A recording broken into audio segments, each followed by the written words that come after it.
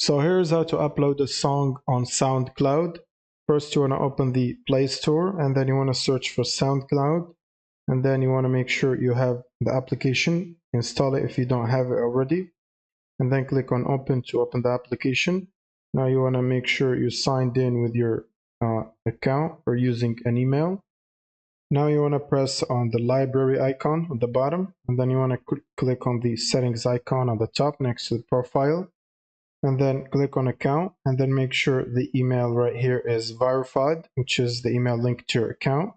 They should usually send a verification link to your email. Now once your email is verified, you want to go back to the home page, and then you can click on the upload button, which is this icon, the arrow in the circle. Click on it, and then you will need to locate the song or audio that you want to upload from your mobile device.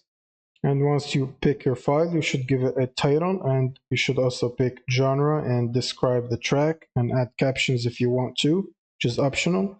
And then you can make this track private or public by checking this box at the bottom. You can also give it an image by pressing on the image icon and selecting your image. Now you can press save, and it will start uploading.